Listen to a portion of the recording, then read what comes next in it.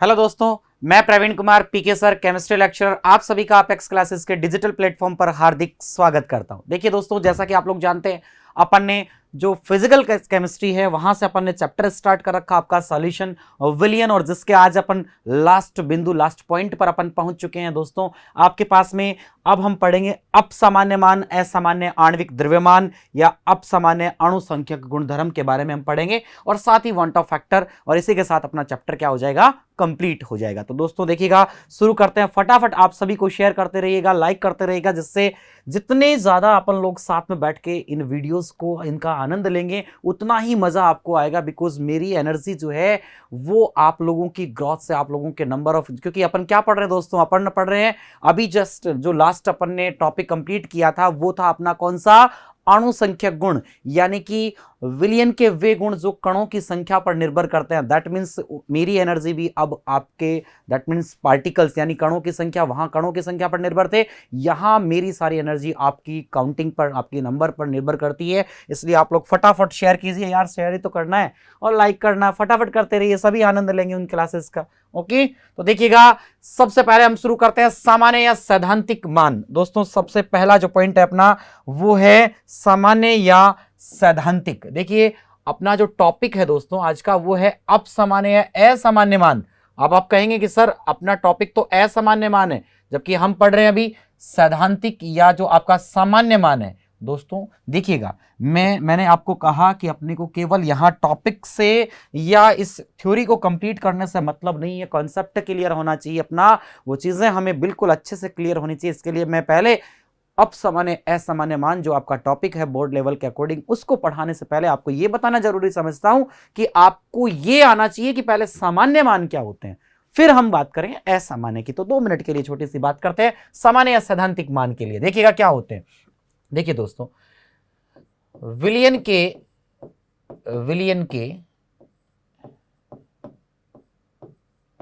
अणु संख्यक गुण, ध्यान से समझना दोस्तों, पॉइंट बहुत इंपॉर्टेंट है। अणु संख्यक गुण, और आप जानते हैं कौन कौन से आपने टोटल आपने पढ़ रखे हैं, ये कौन कौन से आपके पास में। देखिएगा, नंबर 1 आपके पास में था डेल पी, वाष्पदाब आपेक्षिक अवनमन, आपने पढ़ रखा है। दूसरा था आपके पास क्वथनांक उन्नयन, डेल टीबी। तीसरा था दोस्तों आपके पास डेल टीएफ, हिमांक अवनमन, और लास्ट था प्राशरण दाब आपके पास पाई। क्लियर है। अणु संख्यक गुण किस पर निर्भर करते हैं? विलियन के अणु संख्यक गुण ये जो हैं विलय के कणों की संख्या पर निर्भर करते हैं। विलय के कणों की संख्या पर निर्भर करते हैं। विलय के कणों की संख्या पर निर्भर करते हैं। सबको पता है, संख्या पर निर्भर करते हैं। ठीक है, निर्भर करते हैं। ध्यान रखना दोस्तों, जिस प्रकार मेरी एनर्जी, मैंने अभी कहा, आप लोगों की संख्या पर निर्भर करती है, वैसे ही विलियन के जो आपके पास में अणुसंख्यक गुण हैं वो विलय के कणों की संख्या पर निर्भर करते हैं, न कि इस बात पे निर्भर करेंगे। देखिएगा, न कि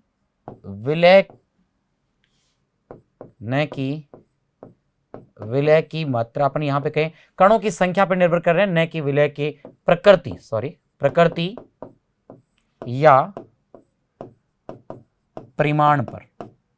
ओके, इन पर निर्भर नहीं करते, ये केवल किस पर निर्भर करते हैं, किस पर निर्भर करेंगे, कणों की संख्या पर निर्भर करेंगे। ठीक है। अगर मान लीजिए विलय पदार्थ का, अगर पदार्थ न तो संगुणित होता है और ना ही वो वियोजित होता है, जैसे आपका कोई भी पदार्थ है या विलय पदार्थ है, उसका ना संगुणन हुआ, मतलब ना तो वो जुड़ा है, संगुणित हुआ है, ना उसका वियोजन हुआ है, ना वो आयनित हुआ है या वियोजित हुआ है, तो ऐसी कंडीशन में उसके जो सैद्धांतिक और प्रायोगिक जो मान है दोस्तों वो एक समान होते हैं। दैट मीन्स उन्हें ही हम सामान्य या सैद्धांतिक मान कहते हैं। क्लियर है। तो देखिए, हम कहेंगे यहाँ पे डेफिनेशन को इस तरह से हम कंप्लीट करेंगे पूरा। पहले क्या कि विलय या जो पदार्थ है,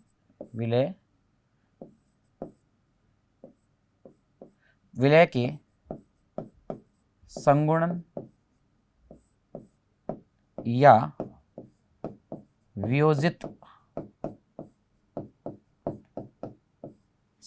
वियोजित नहीं होने पर नहीं होने पर इनके सैद्धांतिक या प्रायोगिक मान, सैद्धांतिक या प्रायोगिक मान समान होते हैं। ठीक है, ना तो संगुणन हुआ ना वियोजन हुआ, तो प्रायोगिक मान क्या होंगे? समान होंगे। ठीक है दोस्तों, समान होते हैं। ये समान या फिर ये मान ही सामान्य मान या सैद्धांतिक मान कहलाते हैं। ठीक है दोस्तों, ये मान ही सामान्य या सैद्धांतिक मान कहलाते हैं। सैद्धांतिक मान कहलाते हैं। क्लियर हो गया? ओके, तो देखिएगा, ये है सामान्य मान या सैद्धांतिक मान के बारे में अपन देख चुके हैं दोस्तों।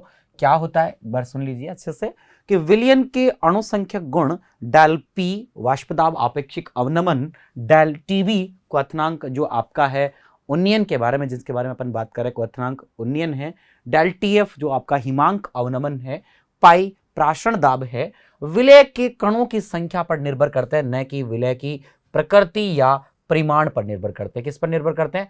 विलय के कणों की संख्या पर निर्भर करते हैं। भाई ध्यान रखना इन्हें। अब देखिएगा, विलय के संगुणन या वियोजन नहीं होने पर, ठीक है, संगुणन या वियोजन नहीं होने पर इनके सैद्धांतिक या प्रायोगिक मान क्या होते हैं?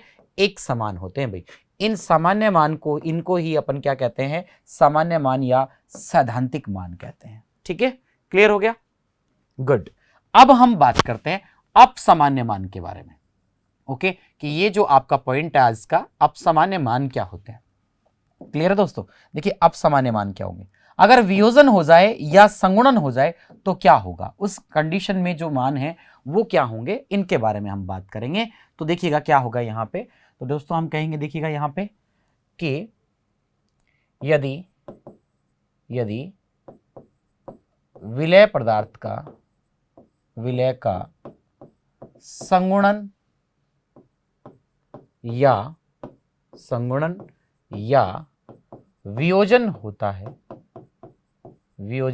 है, तो कणों की संख्या, सबको पता है, तो कणों की संख्या परिवर्तित होगी। कणों की संख्या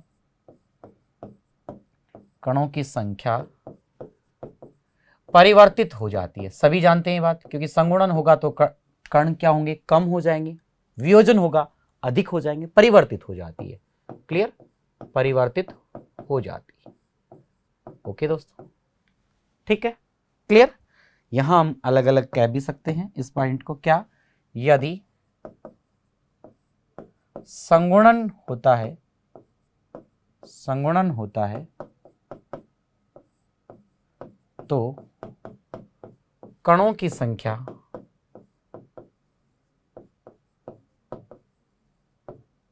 घट जाती है या कम हो जाती है? घट जाती है भाई। ठीक है, और यदि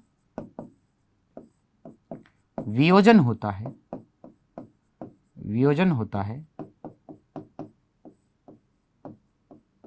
तो कणों की संख्या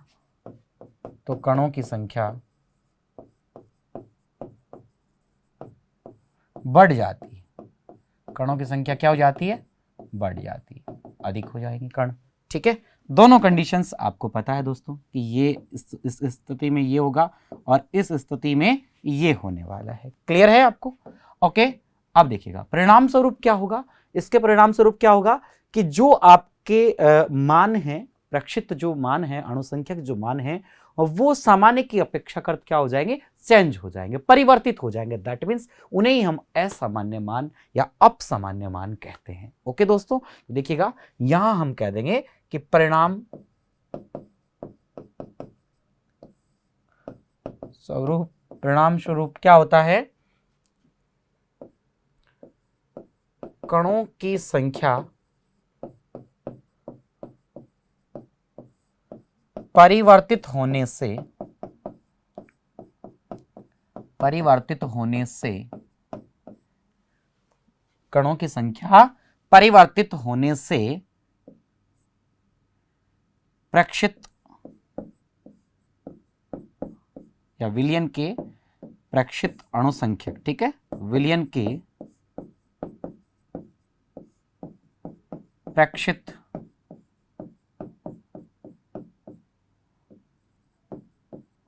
अणुसंख्यक गुण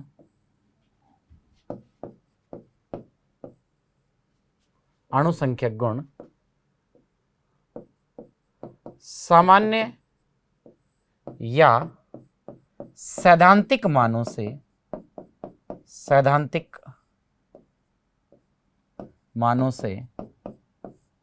भिन्न प्राप्त होते हैं, ठीक है, सिंपल सी लैंग्वेज है, भिन्न प्राप्त होते हैं, अलग प्राप्त होते हैं, भिन्न प्राप्त होते हैं, इन्हें अपसामान्य या अणुसंख्यक, इनको ये जो अलग भिन्न प्राप्त हो रहे हैं इनको ही दोस्तों अपन क्या कहेंगे, अपसामान्य, इन्हें अपसामान्य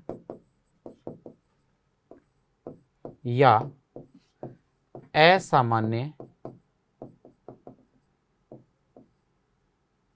असामान्य मान कहा जाता है, ठीक है, इनको ही अपन असामान्य या अपसामान्य मान कहते हैं। सिंपल है दोस्तों। देखिएगा क्या कि यदि विलयन का संगुणन या वियोजन होता है तो कणों की संख्या परिवर्तित होती है, जिससे संगुणन होने पर आपको पता है कणों की संख्या कम हो जाएगी, वियोजन में अधिक हो जाएगी। परिणाम स्वरूप कणों की संख्या परिवर्तित होने से विलय के प्रक्षिप्त अणुसंख्यक गुण जो हैं वो सामान्य या सैद्धांतिक मानों से भिन्न प्राप्त होते हैं। इन्हें ही हम क्या कहते हैं, अपसामान्य मान या असामान्य मान कहा जाता है। दोस्तों ध्यान रखिएगा, अपन ने अभी जो अपना जो टॉपिक था मेन आज का, अपसामान्य मान असामान्य आणविक द्रव्यमान अपना टॉपिक था, लेकिन हमने पहले सामान्य मान और सैद्धांतिक मान के बारे में पढ़ा कि ये जो आपके पास अणुसंख्यक गुण है कणों की संख्या पर निर्भर करते हैं, प्रकृति या परिमाण पर नहीं करते। अगर संगुणन या वियोजन नहीं होगा तो इनके जो प्रायोगिक और सैद्धांतिक मान है एक समान प्राप्त होते हैं, किसी प्रकार का कोई परिवर्तन इनमें नहीं होता है। इन्हें हम सामान्य मान या सैद्धांतिक मान कहते हैं। परंतु दोस्तों देखिएगा, अगर अपन ने क्या किया, इसका जस्ट यहां पे अपन ने देखा कि अपसामान्य की इनमें यदि संगुणन या वियोजन कर दें तो कणों की संख्या परिवर्तित हो जाएगी। और दोस्तों कणों की यदि संख्या आप परिवर्तित करेंगे, कणों की संख्या को आप परिवर्तित करेंगे तो देखिए क्या होगा, संगुणन यदि होगा तो कणों की संख्या जो है वो घट जाती है, अगर वियोजन होगा तो कणों की जो संख्या है दोस्तों वो क्या हो जाएगी, आपके पास में बढ़ जाती है। क्लियर है। परिणाम स्वरूप क्या होता है, कणों की संख्या परिवर्तित होने से जो प्रक्षिप्त अणुसंख्यक जो मान आपके पास में है, ठीक है, अणुसंख्यक गुण या मान जो है वो सामान्य मान या अपन कह सकते हैं सैद्धांतिक मानों से, ठीक है, ये मान भी अपन कह सकते हैं मान या, ठीक है, तो ये सामान्य मानों से क्या होते हैं, भिन्न प्राप्त होते हैं। दोस्तों ये भिन्न प्राप्त होंगे, इसका मतलब इन्हें हम असामान्य मान या अपसामान्य असामान्य मान कहेंगे। क्लियर हो गया आपको? गुड। अब देखिए नेक्स्ट जो है वो बात करते हैं विलय के अणुओं का। देखिए दोस्तों इसको थोड़ा सा और डिटेल में देखते हैं कि विलय के अणुओं का संगुणन एवं अपसामान्य मान, किस तरह से अपसामान्य मान आपके पास में आपको प्राप्त होगा। देखिएगा सबसे पहले हम जानते हैं, जैसा कि वही हम यहां से स्टार्ट करेंगे बिल्कुल एक इजी सी सिंपल लैंग्वेज में, कि विलय का संगुणन, ठीक है, विलय का दोस्तों देखिए संगुणन हो रहा है तो पास पास आ रहे अणु तो कणों की संख्या कम हो जाएगी, जुड़ जाएंगे बहुत सारे पार्टिकल। तो विलय के यानी कि विलय का संगुणन होने पर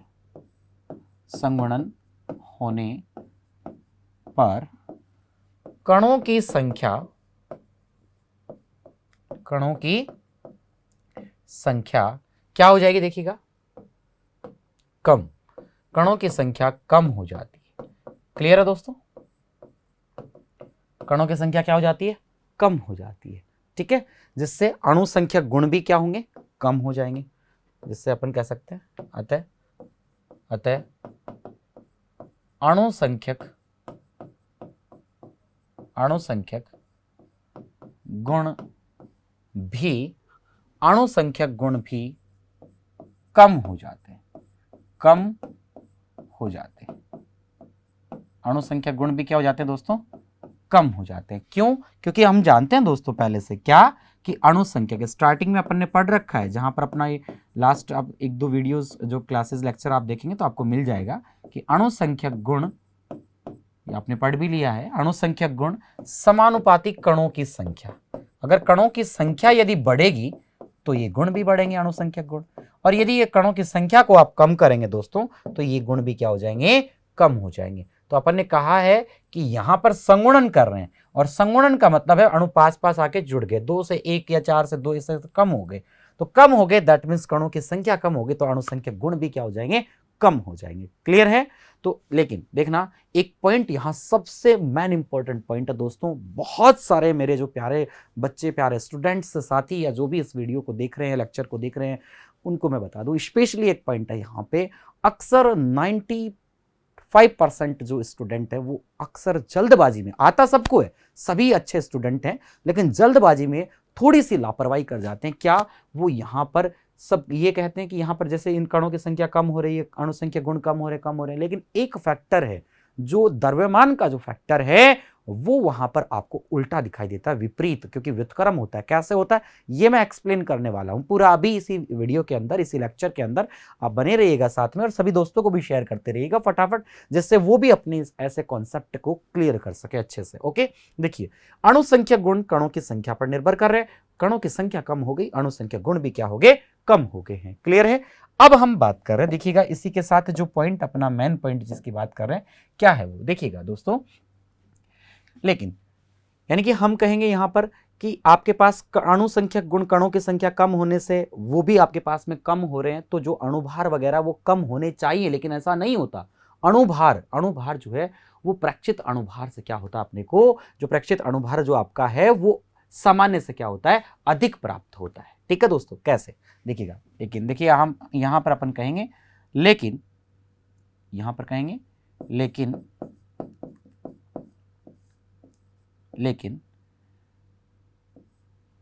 अणुभार वास्तविक अणुभार से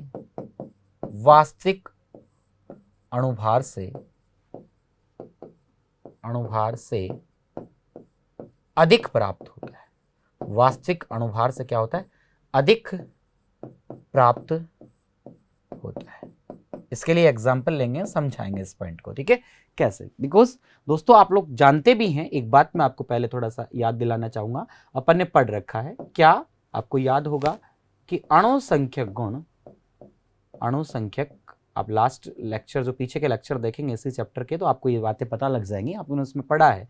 अणु संख्यक जो गुण हैं या मान जो हैं वो समानुपाती कणों की संख्या, आप कहेंगे सर ये तो ऊपर भी अपन पढ़ चुके हैं अभी, बिल्कुल सही बात है, समानुपाती कणों की संख्या। लेकिन साथ ही अपन ने एक पॉइंट वहां और क्लियर किया था, क्या? व्युत्क्रमानुपाती मोलर द्रव्यमान या आणविक द्रव्यमान।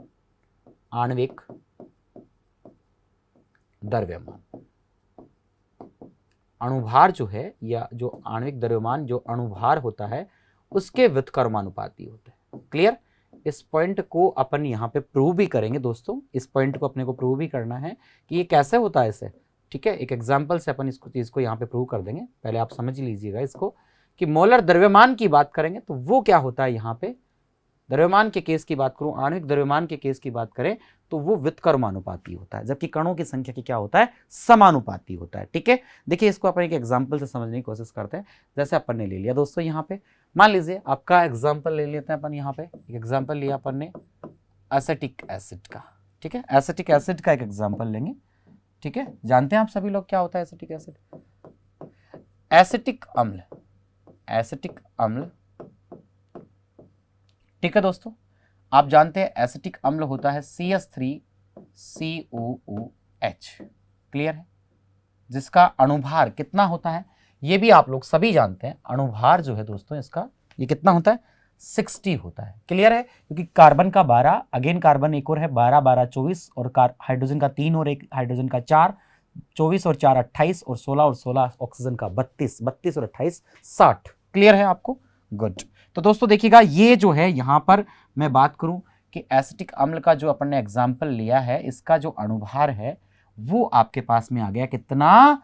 60 इसका जो अणुभार है वो आपके पास में आ रहा है 60, ठीक है, ये आपके पास 60, क्लियर है।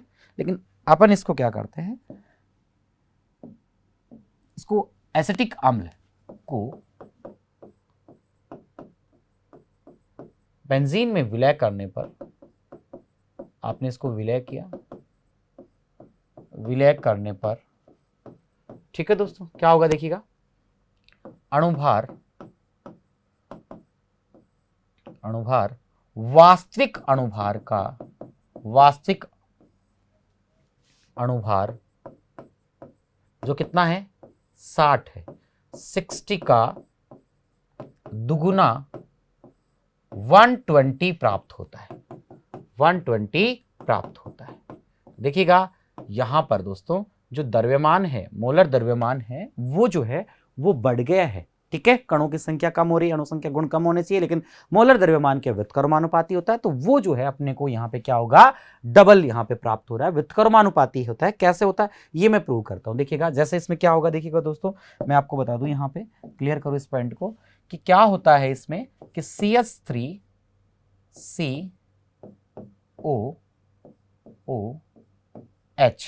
क्लियर। और देखिएगा आपके पास में यहां आपके पास में है O और ये है आपके पास में इस तरह से HOC,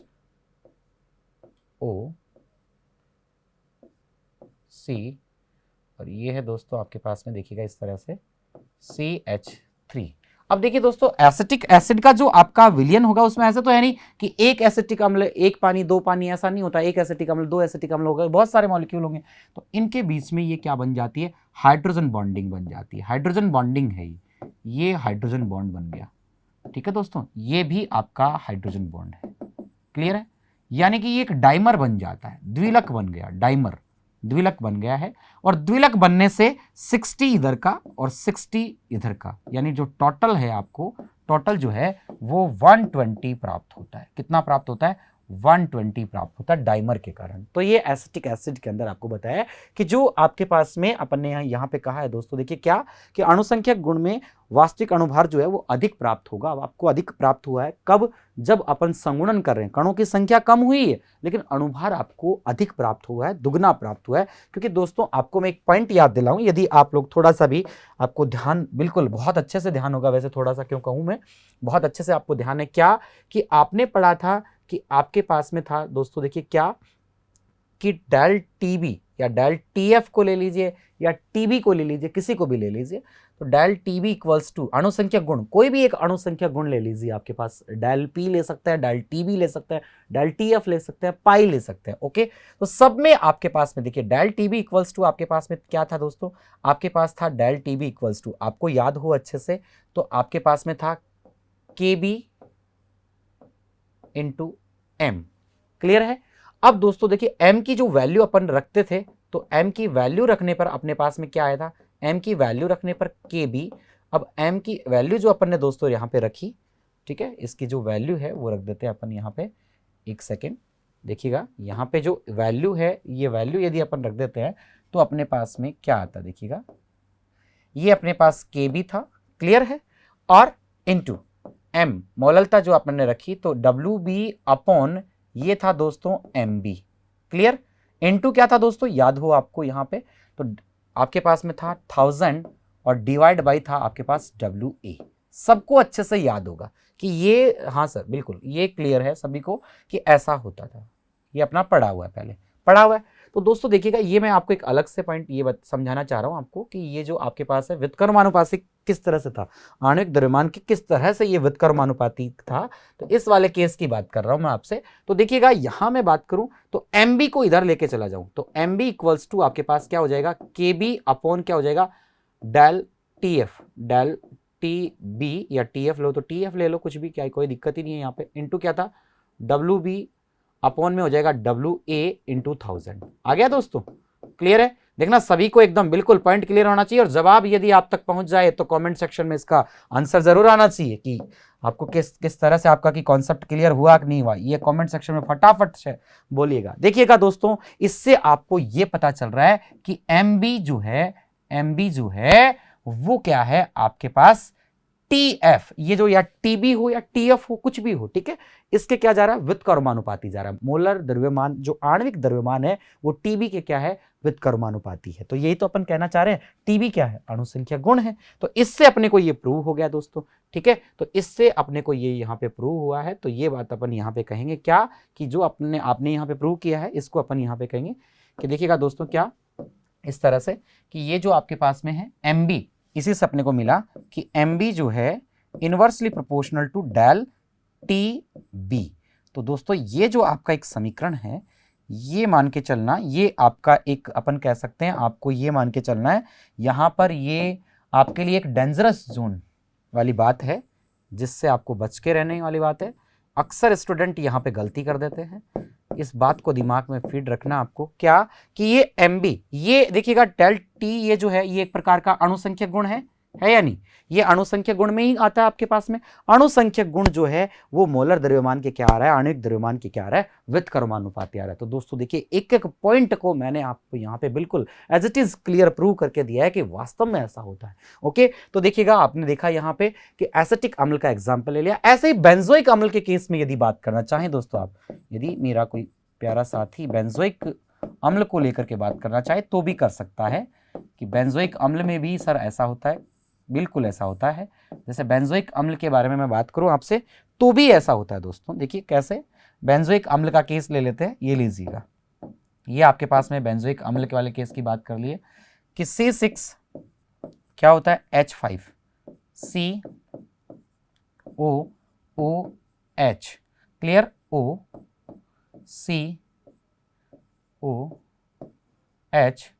और C6H5, क्लियर है। और दोस्तों देखिएगा यहाँ पे मैं बात करूं, यहाँ पे तो ये जो आपके पास में है इसमें भी हाइड्रोजन बॉन्डिंग होगी, ये लीजिएगा, ये भी आपके पास हाइड्रोजन बॉन्डिंग है, ये भी द्विलक बना लिया, डाइमर बना लिया है हाइड्रोजन बॉन्डिंग के कारण। तो देखिएगा यहाँ भी जो आपको वास्तविक अणुभार है, अगर मैं बेंजोइक अम्ल की बात करूं तो वास्तविक अणुभार जो इसका मैं बताऊं आपको, यहाँ पे आप लोग देखेंगे इसका वास्तविक अणुभार आप भी ज्ञात कर सकते हैं। तो लगभग ये आपके पास 120 या 122 के आसपास आपके पास आता है। ओके दोस्तों, तो ये आपको यहाँ पे जस्ट डबल देखने को मिलेगा, 244 या 240 के आसपास आपको मिलता है, ठीक है। तो यानी कि जो आपका अणुभार है, ये अपन कहना चाह रहे हैं कि आपका जो अणुभार है वो वास्तविक अणुभार से आपको अधिक प्राप्त होता है जब संगुणन का केस होता है। संगुणन के बारे में अपन बात कर रहे होते हैं। क्लियर है दोस्तों, ये क्लियर हो गया पूरा अच्छे से, गुड।